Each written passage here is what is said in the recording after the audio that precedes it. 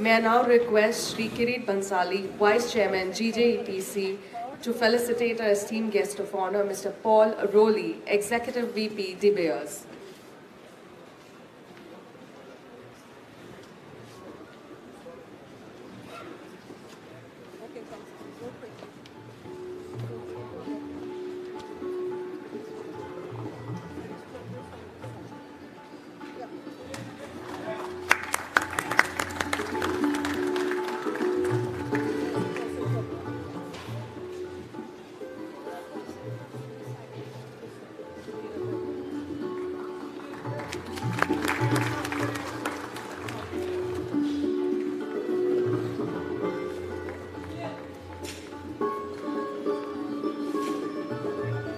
Thank you. Now I'd request Shri Neerav Bhansali, convener of National Exhibition, to kindly honor our guest, Shri Sunil Nayak, CEO, Reliance Jewels.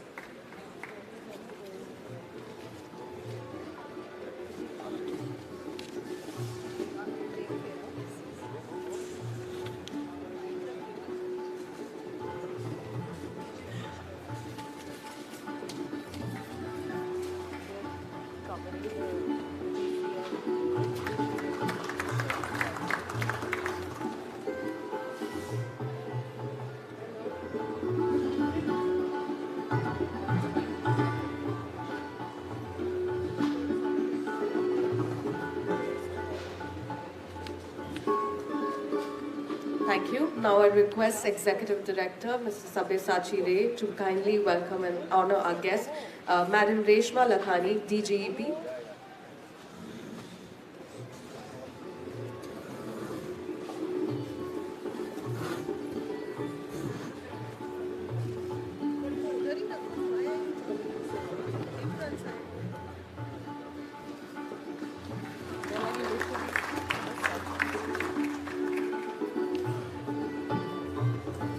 Thank you so much.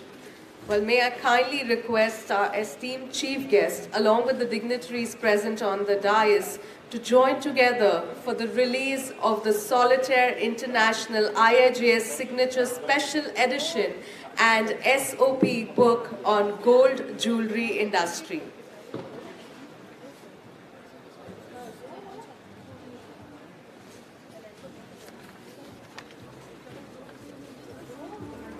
We'll be launching this esteemed book now, and GJEPC is launching its first of a kind comprehensive SOP dealing with tax and regulatory implication for the gold jewelry industry. This is Solitaire magazine. Launching the Solitaire magazine. Solitaire magazine. Just say that. SOP we are doing next. Launching the Solitaire magazine. Just collect those papers. Come on everyone, can we have a huge round of applause? It's such an honor that we also have the DCM present here with us.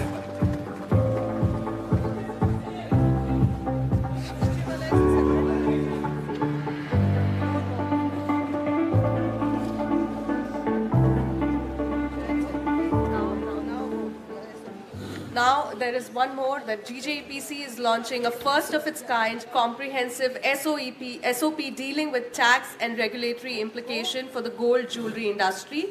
The SOP deals with the varied nature of transactions that the industry takes, thereby intending to make our jewelers Atmanirbhar in carrying out statutory compliances.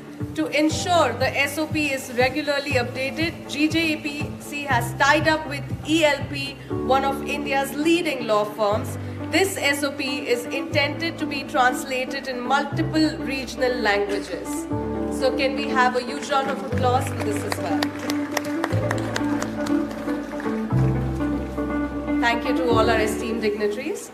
May I now invite on stage on the dais Mr. Paul Rowley, Executive Vice President, De Beers, to share a few words with us.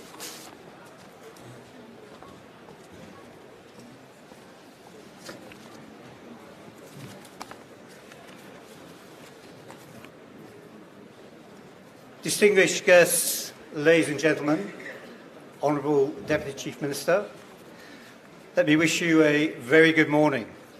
Good morning. And firstly, let me also wish you a very happy new year. And what a great way to start that new year.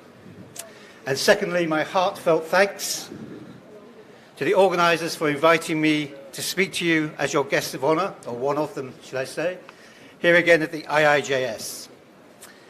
It's a privilege to be here, and also, of course, a great pleasure both to catch up with old friends and also to make new acquaintances from across the industry here in Mumbai. It's also special for me to be back in India, a country of which I have so many wonderful memories and which has very much a special place in my heart. And it is very much the heartbeat of the diamond industry. When I last addressed the IIJS, which doesn't seem that long ago, back in August, I spoke of inspirational India. Well, India certainly inspires. Only a few weeks ago, I had the honour to be present at the inauguration of the Surat Diamond Bourse by Prime Minister Modi, the world's largest office building. It's a testament both to the strength of the Indian diamond industry and to how wonderful a country like India is being transformed. I think to perhaps say the largest office building understates an architectural feat, actually. It's a stunning building of beauty. A country of dynamism, entrepreneurship, and truly infectious energy and drive. With a, excuse me, what is happening here is remarkable by any measure. Foreign investment, as we have just heard, is growing. The stock market is set to become the seventh largest worldwide. And I suspect not too long before it does become indeed the second largest worldwide. Massive infrastructure investment is changing the country beyond recognition, supporting economic development, supporting business, and improving, very importantly, people's lives. Already the world's fastest growing economy, India's sustained and sustainable growth is expected to continue well into the next decade, thus creating optimal environment for business and indeed the perfect environment for Indian innovation to shine. As I said, India does truly inspire. And of course, what is true for the country is also true for the diamond industry. India's global status in the midstream is long established. As I said, it is very much the heartbeat of the industry. But also now in the downstream, exciting opportunities are opening up in this domestic consumer market as it continues to grow. Within the next decade or so, India may well have the world's largest working age and middle class population. A development that will both bolster industrialization and urbanization, and in turn be a major driver behind increased consumption. And as consumption grows and the affluent middle class expands, as we expect it to increase by potentially as much as 30 million households, so too will the number of potential diamond consumers across the country. We are already seeing increased spending on high-end luxury goods, and the trend, I'm happy to say, is set to continue, very much as we've seen in other very developing countries across the world, specifically China. There will also be new opportunities opening up in the lab-grown sector. Many see this as a competition. I see it as an adjacency, an addition to the future fashion jewelry section of the business. It's no surprise that LGD and natural diamonds have started and will indeed continue to diverge. LGDs are indeed different. They don't perhaps have the same qualities of symbolism as a natural diamond, but they do have their own distinct attributes and applications, and of course, their own distinct commercial possibilities. As I look how the LGD space is evolving, I have no doubt in my mind that India, the powerhouse of innovation and technology, will take up the challenge and drive the future of the LGD space.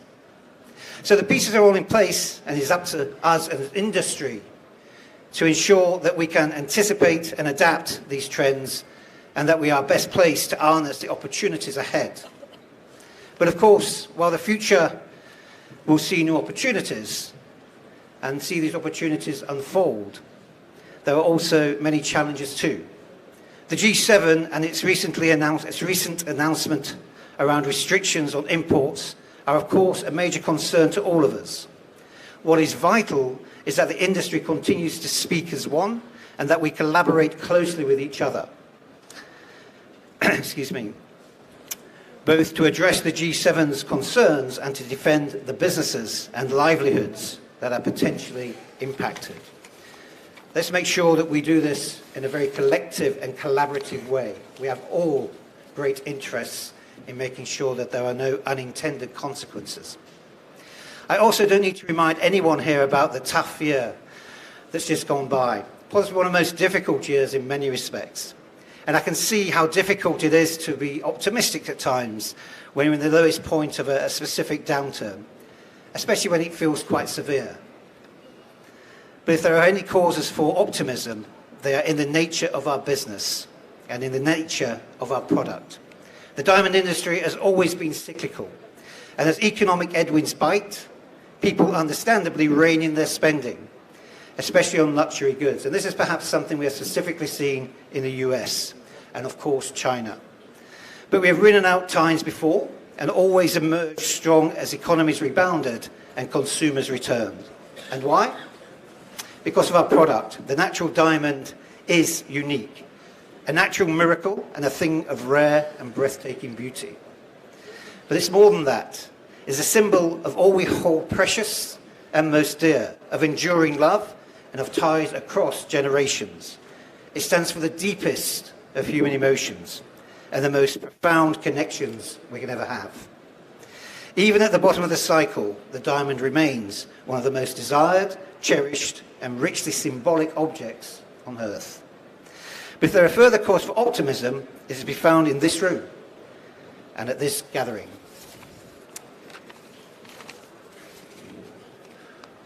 When one is surrounded by so much drive, verve, and imagination, it is impossible not to have faith in the future and to have the fullest confidence that the corner will be turned and the challenges ahead will be conquered. As we move into the new year, let's do so in a spirit of optimism and collaboration, and with the certainty that our industry is indeed in good hands. So thank you, India, for the inspiration, and thank you, ladies and gentlemen, for your kind attention. I hope you enjoy the wonderful event, and that it inspires you as much as it inspires me, and I wish everyone a very successful 2024 and a very successful IIJS show. Thank you. Thank you, Mr. Rowley, for that. Now I would like to invite Shri Sunil Nayak, CEO Reliance Jewels, to share his thoughts with us. Can we welcome him with the usual applause?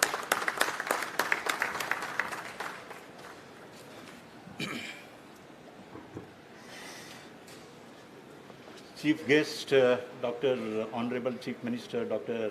Devendra Fadnavis, other dignitaries on dais, exhibitors, retailers, visitors, ladies and gentlemen, good morning.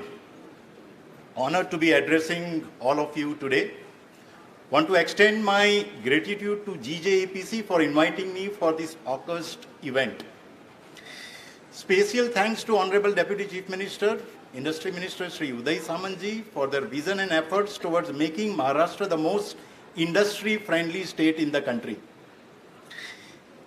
And since we are here for jewelry, if I talk about the jewelry sector, the sector has undergone significant transformation in recent years, becoming the key player in India's GDP, thanks to government interventions and commitment to transparency.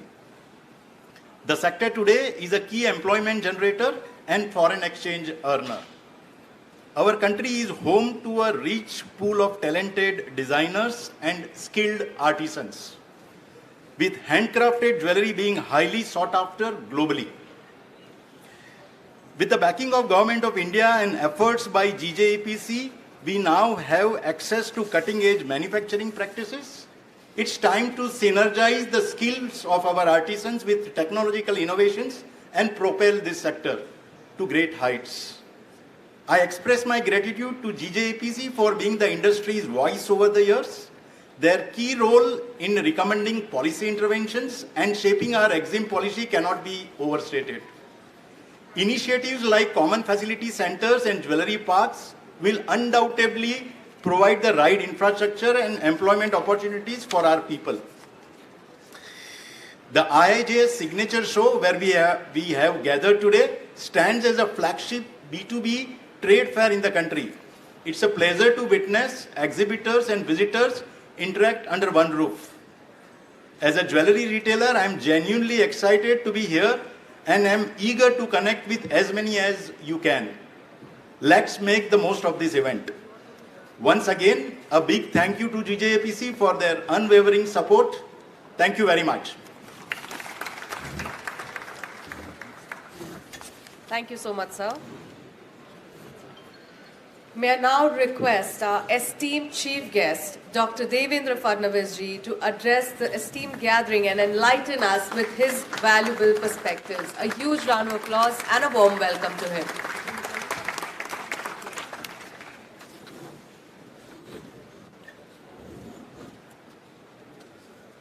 A very good morning to all of you.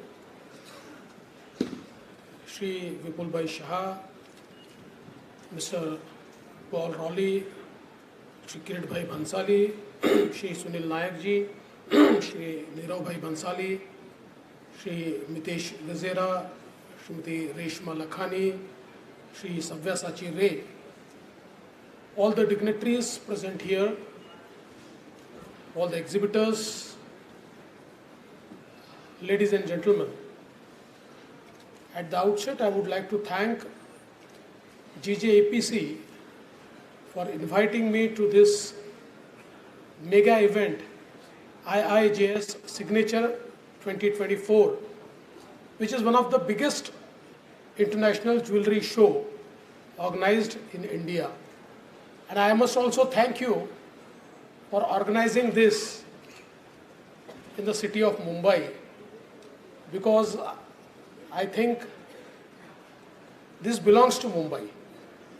The gems and jewelry industry belongs to Mumbai. As you have rightly said, Vipul Bhai has said that Mumbai accounts for around 72% of Indian exports. And today, our exports are at around $37 billion. And our Honorable Prime Minister aspires to take it to $75 billion by 2030. And I think it will be possible only with the help and initiative of organizations like GJEPC, who have been instrumental in facilitating not just the domestic business, but more than that, making India one of the biggest international player and facilitating the exports. I'm very happy that you have completed a new CFC center in just 17 months, and that will allow all the players who are in export to have a very hassle-free shipment and hassle-free paperwork, and all the things which are required for exports will become easy. I'm also very happy that soon we will have our new gems and jewelry park in Mahape, for which the government of Maharashtra has collaborated with you. And I think that is going to be our instrument to achieve the much desired number of $75 billion export. I think that will create entire new ecosystem in the space of gems and jewelry. And although sometimes our media reports that now some other centers are also coming up in India. I'm very happy. You see, coming of new centers is always welcome because the trade has to expand. So we need several centers. But I am sure that with this Gems and Jewelry Park, Mumbai will not only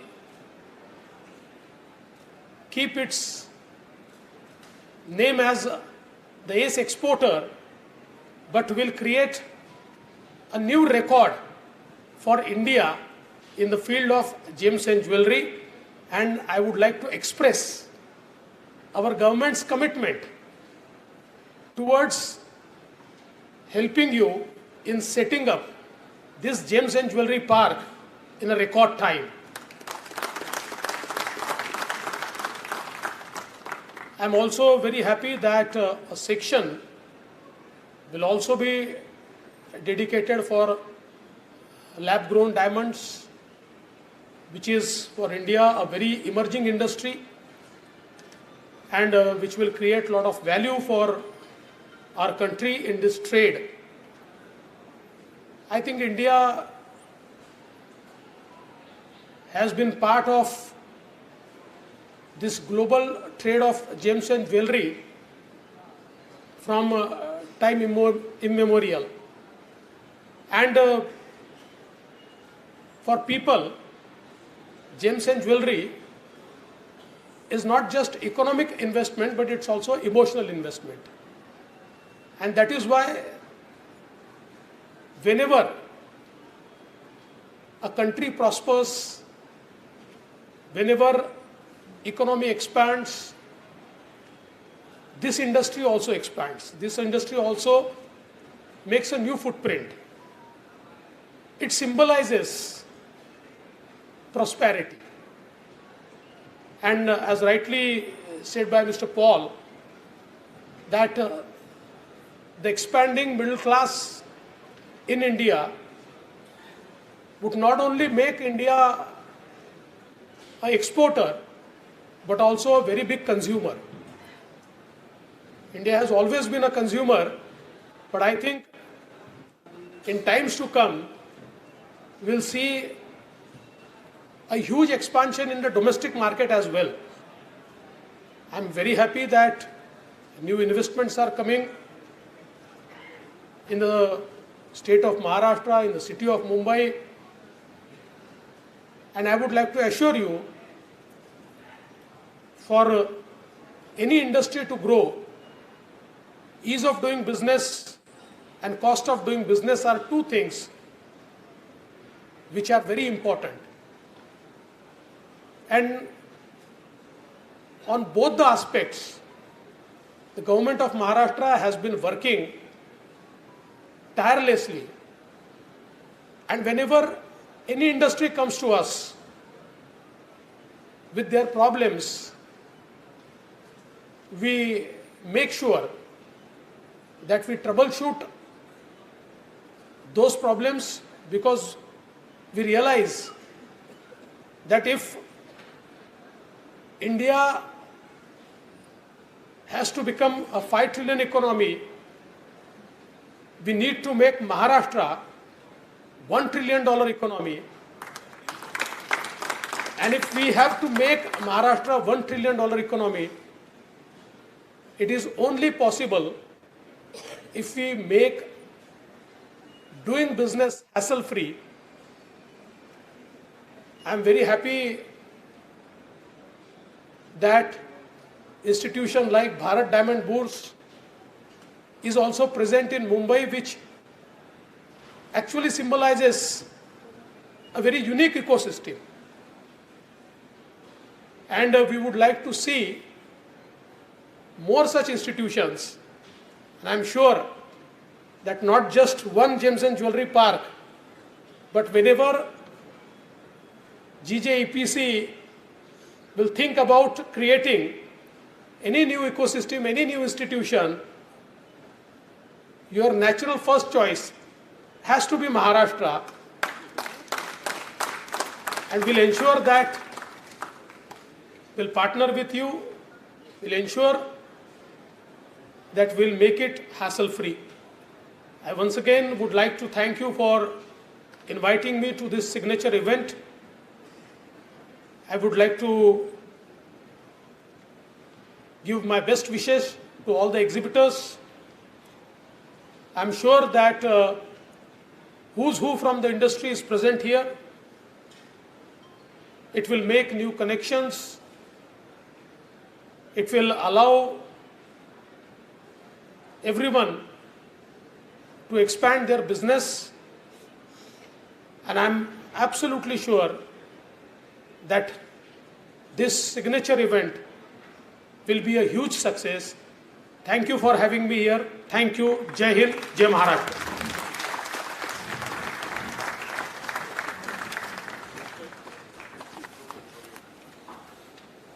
Thank you so much, sir, for your kind and inspiring words. And I'm sure with your valuable support, we will be able to take this industry to newer and greater heights. Once again, a huge round of applause for him, please.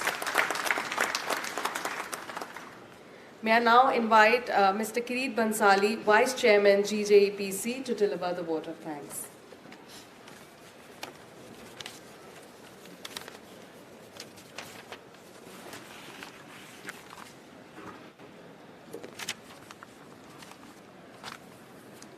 Good morning, everyone. Today's chief guest, Deputy Chief Minister of Maharashtra, Dr. Devendra Fadnavis, Mr. Paul, Head of DBS, Mr. Sunil Nayak, CEO of Reliance Wells, C. Vipul Shah, Chairman GJEPC, my colleagues on dais, friends, ladies and gentlemen. Sir, your gracious presence amongst us today is a great source of energy for all of us. He is our time meant to go. He is our troubleshooter. He is our guiding lamp.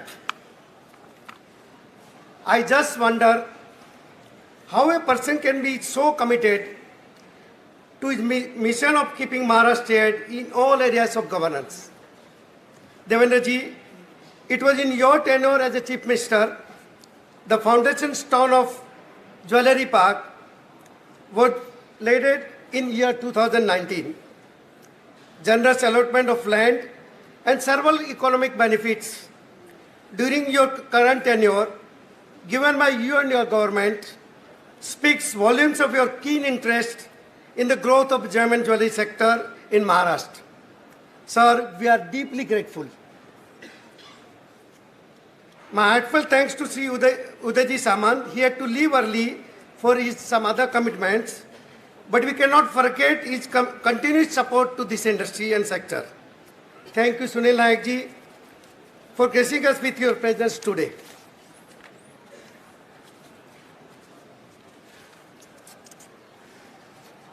Last month, Devendra, as our chairman has already mentioned in his speech, I am repeating it. Last month, Devendra ji was awarded a doctorate by Koishan University of Japan.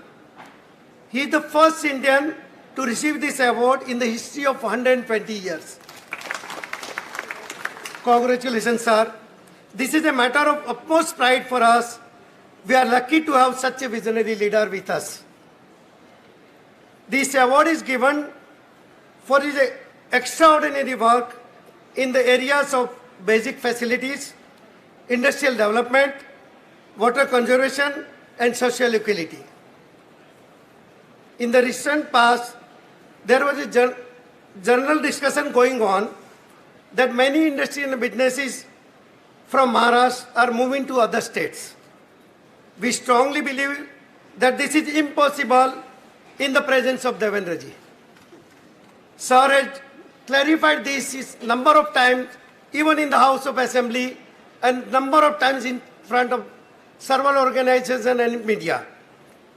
To realize the dream of our dear Prime Minister of making India a 5 trillion economy, development of the gem and jewellery sector industry is a must. This sector, which is a business of $75 billion per year, is an important sector and fulfills the dream of our Honorable Prime Minister. There is need to there is a need to take our business to every state of India.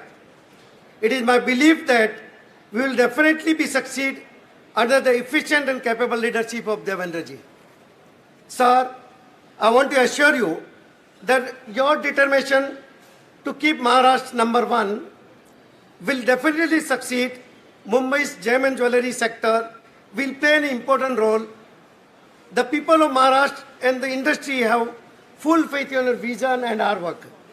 Sir, you have taken the time out of your busy schedule to be present here today. On behalf of the industry, I thank you from the bottom of my heart. Thanks our chairman, C. Vipul Shah, for his great leadership to enhance gem and jewellery export to its new heights. Special thanks to Sri Nirav Bansali, Sri Sabyasachi Ray, and the entire GJEPC team for their dedicated work to make this show a grand success. My heartfelt thanks to all the exhibitors and visitors for their support year by year. I am grateful to the media for the wide coverage. My special thanks to everyone who had helped us to make this show a grand success. Thank you, everyone. Before I conclude my speech, as Devendra ji mentioned that Maharashtra is eager to help you, sir, I would like to remind you for our two old demands.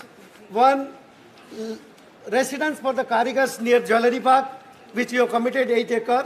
So I'm just reminding you that. One more demand which we have reached in 2019 when our Praveen Shankar was the chairman, and we are eager to build the Gem and Jewellery University first in India. So these two demands are with you in the world. So I again urge you to look after these two important demands of Gem and Jewellery sector. Thank you so much, sir.